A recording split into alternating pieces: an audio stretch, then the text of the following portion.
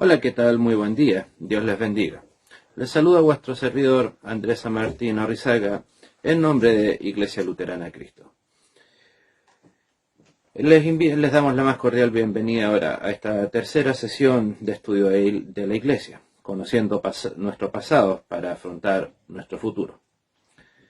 Hemos estado hablando de la Iglesia en los primeros 3 siglos, ya sea en las primeras 2 sesiones sobre su largo y penoso camino de martirizaje, en donde lamentablemente la gran mayoría de los cristianos murieron asesinados.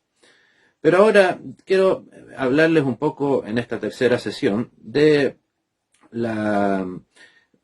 cómo era la Iglesia desde adentro. Y bueno, hablarles de un poco, en este caso, de la sencilla organización que tenían las iglesias cristianas. Cuando ya el cristianismo tenía su 3er siglo de existencia, en los 2 siglos anteriores se había demostrado que el Evangelio es el poder para dar salvación a todo el que cree. El heroísmo de los mártires, el fervor común de todos sus seguidores, los argumentos irrefutables de sus apologistas y sobre todo la vida santa de los creyentes han hasta esa fecha producido en el mundo una impresión que todos los siglos y todas las persecuciones posteriores no han podido borrarse. El paganismo se siente entonces en aquella época amenazado, y la flaqueza se hace cada vez más evidente ante el empuje triunfal del Evangelio de Jesucristo. La lucha obviamente durará siglos, sin embargo, y los discípulos del Cristo crucificado continuarán dando testimonio de su fe y declarando al mundo que Dios manda a todos los hombres en todo lugar que se arrepientan. En el primer siglo, y también en el segundo, las iglesias eran pequeñas agrupaciones de personas, incluso apartadas del resto de la sociedad. No existía en ellas un sacerdocio como en el templo de Jerusalén, antes de que fuese destruido, sino una especie de gobierno mutuo, semejante al que había en las sinagogas, que eran más pequeñas, antes de que el cristianismo dejara de estar dentro de las sinagogas. Los obispos y diáconos eran elegidos por el voto de los que eran parte de la iglesia. Para reemplazar a Judas, de hecho, se convocó a todos los hermanos y se pidió el consentimiento general. Cuando se eligieron los 7 diáconos en Jerusalén, toda la asamblea tomó parte en aquel tema. Para designar los ancianos se acudía al voto de los hermanos, y no hallamos ningún asunto que sea resuelto por una autoridad máxima y que sin tomar en cuenta la autoridad de los que estaban, o no la autoridad, sino la opinión y el deseo de los que estaban más abajo, ya sea en antigüedad como en membresía, como en edad. Entonces, los nacidos de las necesidades, a medida que éstas se iban dando, estos cargos tienen un carácter representativo y son ministros para servir y no un sacerdocio para dominar, que es lo que lamentablemente comenzó a suceder cuando la Iglesia católica tomó posesión de todo el poder. En las iglesias había profetas en el verdadero bíblico sentido de la palabra y predicaban, y doctores también que enseñaban. Pero todos los miembros tenían la libertad de hacer uso de la palabra cuando se sentían impulsados a dar algún mensaje espiritual. La igualdad, por lo tanto, de los pastores era absoluto.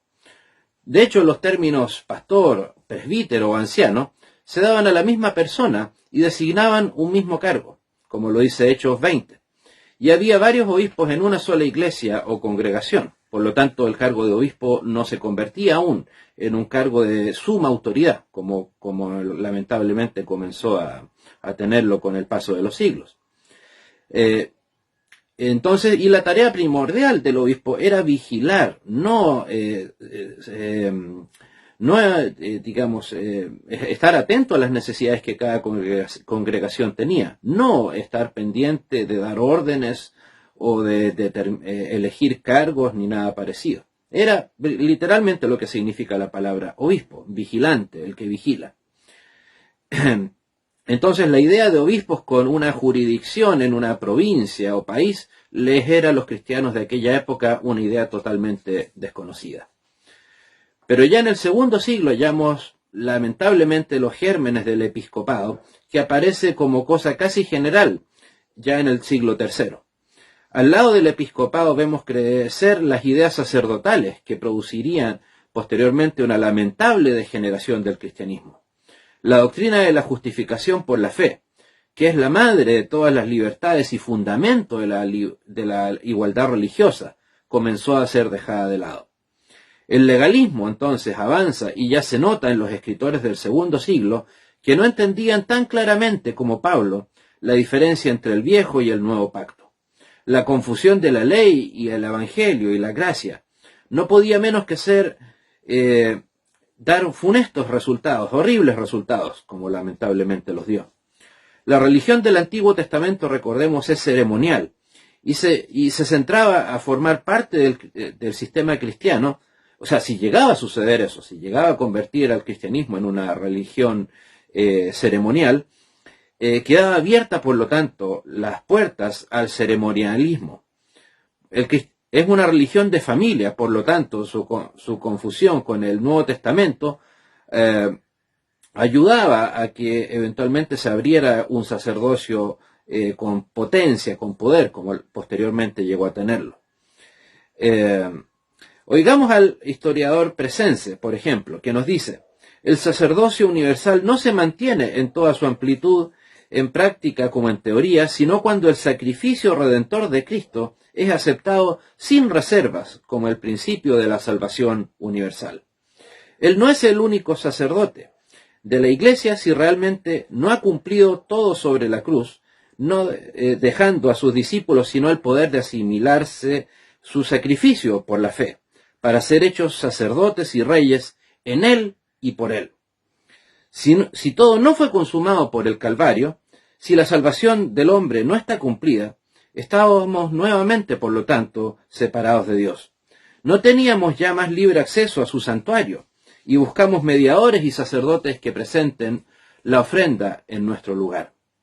Cuando el cristianismo es mirado más bien como una nueva ley que como una soberana manifestación de la gracia divina, nos deja librados de nuestra impotencia, a nuestra indignidad, a nuestros interminables esfuerzos, a la necesidad de expiaciones parciales, que por supuesto a nada llevan. No somos ya más reyes y sacerdotes.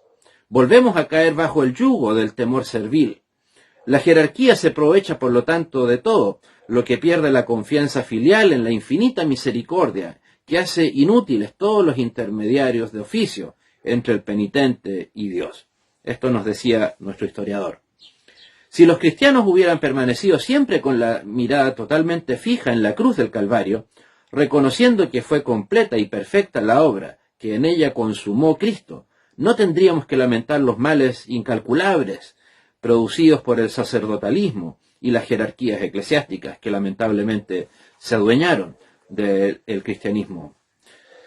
A principios del siglo III, las iglesias ya habían abandonado en parte su forma primitiva de organización. Sin embargo, seguían siendo ellas las que elegían a sus ancianos, aunque a uno de estos les daban el título de obispo y le consideraban director de los demás ancianos. Pero toda iglesia, pequeña o grande, tenía aún así su propio obispo, y este era elegido no por elementos o personas extraños a la congregación, sino por la congregación misma.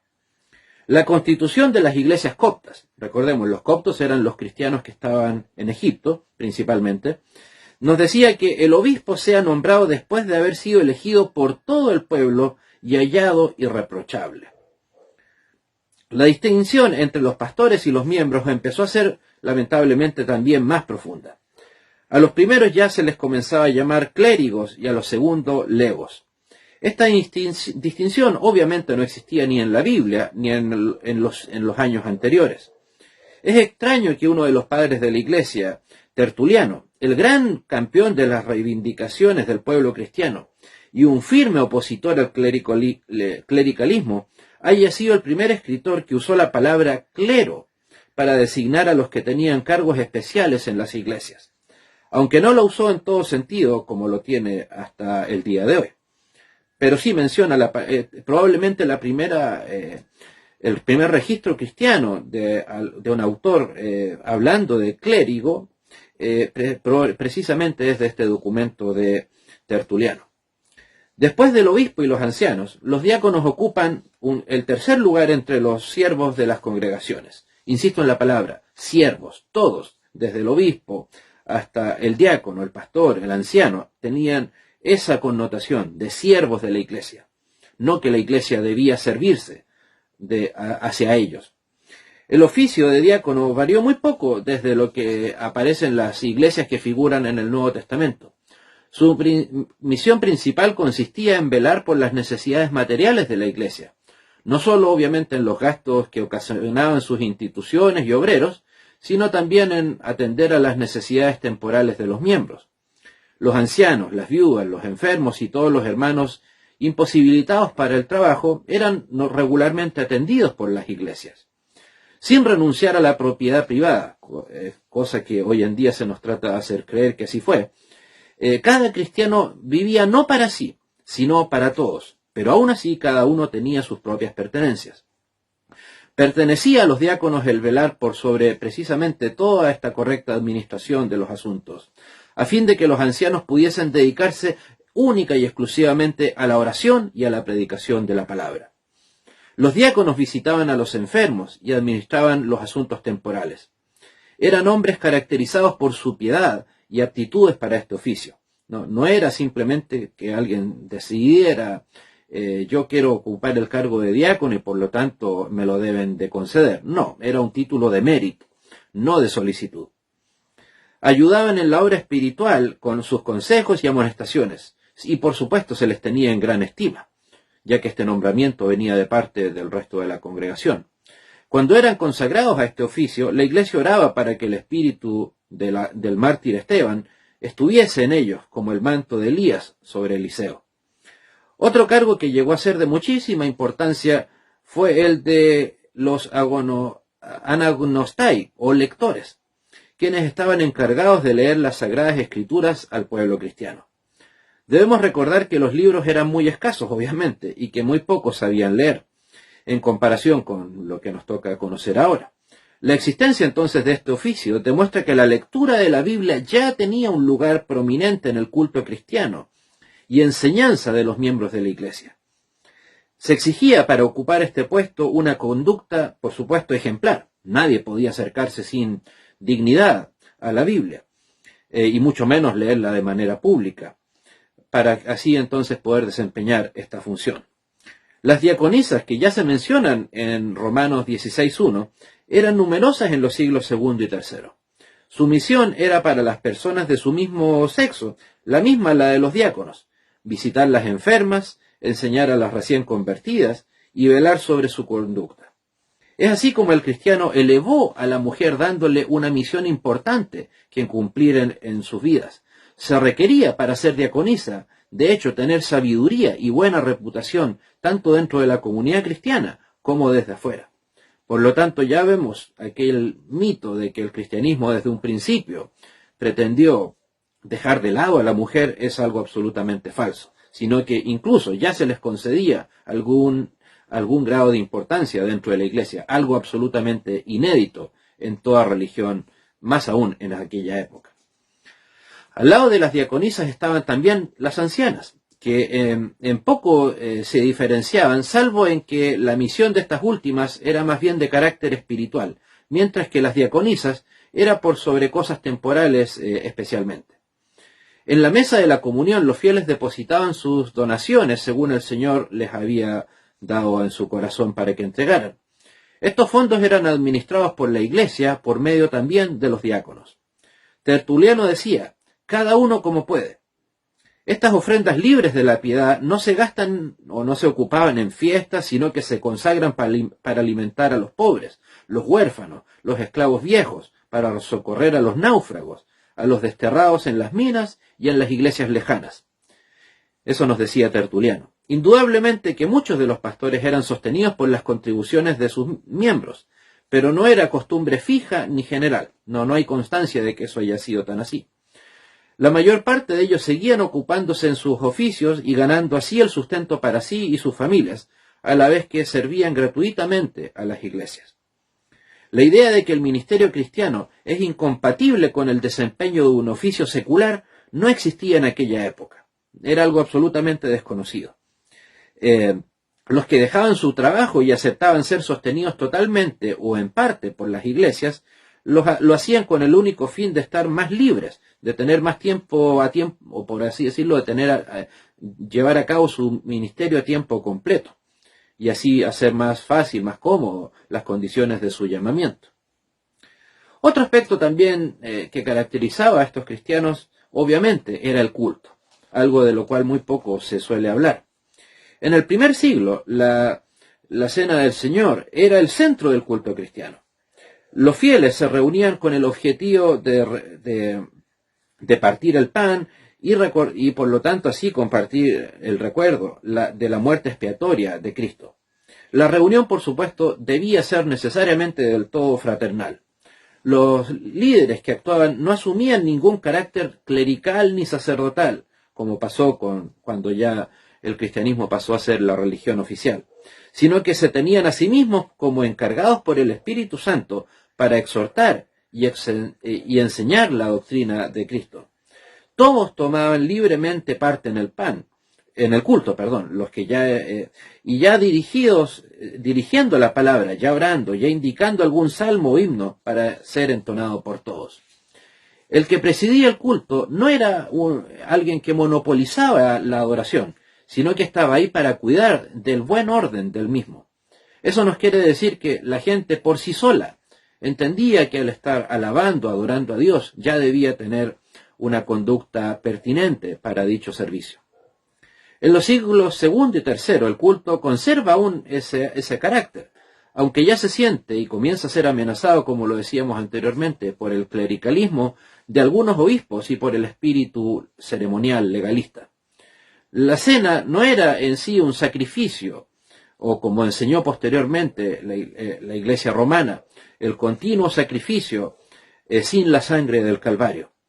Ambas especies, de hecho, nuevamente a diferencia de lo que comenzó a hacer el romanismo, ambas especies, el pan y el vino, eran tomados por todos los miembros de la Iglesia indistintamente, pues no hacían diferencia entre hermanos y hermanas. La lectura de las Escrituras era una parte importante del culto. Como no existía la división de aquellos capítulos y versículos, un invento que fue realizado por Joseph Estienne más de 1000 años posteriormente a lo que les estamos comentando, a menudo se leían entonces libros enteros por una sola reunión, mayormente si se trataba de una epístola. El Antiguo Testamento ya era recibido como divinamente inspirado, lo cual nos niega totalmente la idea de que los cristianos de los primeros 3 siglos tenían sus dudas sobre la inspiración del Antiguo Testamento, por el hecho de que ahí estaba contenida la ley. No, eso es absolutamente falso. Y si bien no se consideraban como parte de la Biblia, se aceptaban por su contenido. No, algunos textos conocidos hasta el día de hoy, como el Pastor de Hermas y la Epístola de Bernabé, que en algunas ocasiones eran leídos en algunas asambleas por algunos documentos antiguos que se han encontrado. Pero, insistir, nunca fueron considerados como parte de la palabra de Dios directamente revelada, en este caso la Biblia. Después de la lectura, por supuesto, seguía la predicación de la palabra, la cual era un desarrollo o explicación práctica de lo que se había leído previamente, al estilo tal vez imitando lo que se hacía siglos antes en las sinagogas judías. En los tiempos de persecución, la predicación se empleaba para dar ánimo a los hermanos, a fin de que en la hora de las pruebas se encontrasen firmes y fuertes en su fe. En épocas señaladas, en esas épocas el discurso tenía por objeto recordar los sufrimientos y valor de los mártires y confesores. Entonces se exhortaba a imitar las virtudes de los que habían sido fieles hasta su muerte. La controversia, la discusión, el debate no les era algo desconocido, no era algo mal visto, sino al contrario, que eventualmente debía ser edificante. Se llamaban esos sermones apologéticos, que tenían por objeto enseñar a los que estaban comenzando a aprender las verdades de la fe que iban a profesar posteriormente públicamente, ya que con tanta frecuencia tendrían que defenderse ante los ataques del paganismo. Esta clase de discursos nunca entraba en el culto propiamente dicho, sino que eran como tal vez lo que entenderíamos hoy una reunión de estudio bíblico, de estudio doctrinal, insisto, a fin de fortalecer la fe de los que estaban eventualmente sufriendo. El cántico también era parte importante del culto. Se cantaban salmos, es decir, me refiero a los salmos del Antiguo Testamento, e himnos compuestos por los cristianos y que hacían referencia más directa a las verdades de la gracia del nuevo pacto. Este hecho, el que se cantaban no solo salmos, sino también otras alabanzas posteriores, nos descarta de inmediato algo que lamentablemente se ha adueñado del pensamiento de muchos, que es la llamada salmodia exclusiva. Por supuesto, los salmos son tal vez la más bella expresión de alabanza hacia Dios que podemos encontrar, más aún por el hecho de que están en la Biblia. Sin embargo, la salmodia exclusiva en la época del cristianismo primitivo no era practicada. Era sin duda tal vez la parte más importante de la alabanza cristiana, pero no era la única, ni tampoco eran desechadas las otras.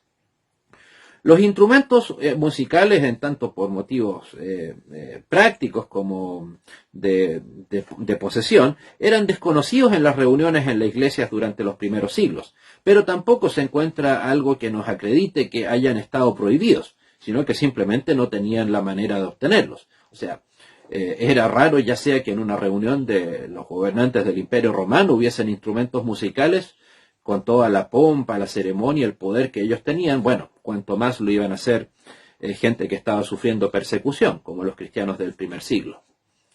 El canto, por lo tanto, era bastante sencillo, tanto en la música como en la letra. Aquí les leeré la letra de dos himnos que fueron encontrados recién a mediados del siglo XIX.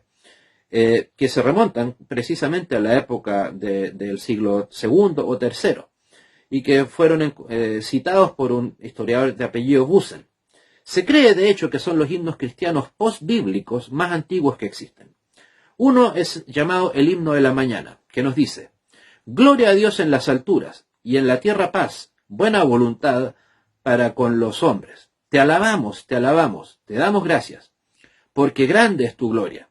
Oh Señor nuestro, Rey celestial, Dios Padre Todopoderoso, Señor Dios, Cordero de Dios, Hijo del Padre, que quitas los pecados del mundo. Ten piedad de nosotros, escucha nuestra oración. Tú que estás sentado a la diestra del Padre, porque solo tú eres santo, único Señor. Oh Jesucristo, a la gloria del Dios Padre. Amén». Este es el llamado, como les digo, himno de la mañana. Y también el otro que se encuentra es el himno de la noche, que nos dice: «Hijos, cantad al Señor, cantad al nombre del Señor. Te alabamos, te celebramos, te bendecimos, porque grande es tu gloria. Oh Señor, Rey nuestro, Padre del Cristo, Cordero sin defecto que quitas los pecados del mundo. Eres digno de alabanza, eres digno de ser aclamado, eres digno de gloria, Dios y Padre, por tu Hijo en el Espíritu Santo, por los siglos de los siglos. Amén». Como ven, eran himnos o alabanzas bastante sencillas, pero de un contenido muy profundo, de una verdadera doxología. También, por supuesto, ya era parte del culto la oración, que era, después de la predicación, la parte esencial del culto. Los cristianos se reunían no tanto para oír hablar de Dios, sino como para hablar con Dios. El lenguaje de la oración era relativamente austero, evitándose toda retórica innecesaria. Las oraciones estaban llenas, por lo tanto, del lenguaje de las Escrituras, especialmente de los salmos y los profetas. Las oraciones en sí no eran largas, evitándose precisamente vanas repeticiones, como dijo Cristo mismo. Y la oración pertenecía a toda la asamblea y era dirigida en la lengua de la congregación en donde se estuviese hablando. No era algo exclusivo como de algún idioma, como lamentablemente comenzó a suceder a partir del siglo V en adelante. Estas en general, como les digo, eran las características del culto primitivo, según resulta en los escritos de los autores de aquella época. En todo prevalecía, como podrán haberse dado cuenta, la simplicidad, la sencillez.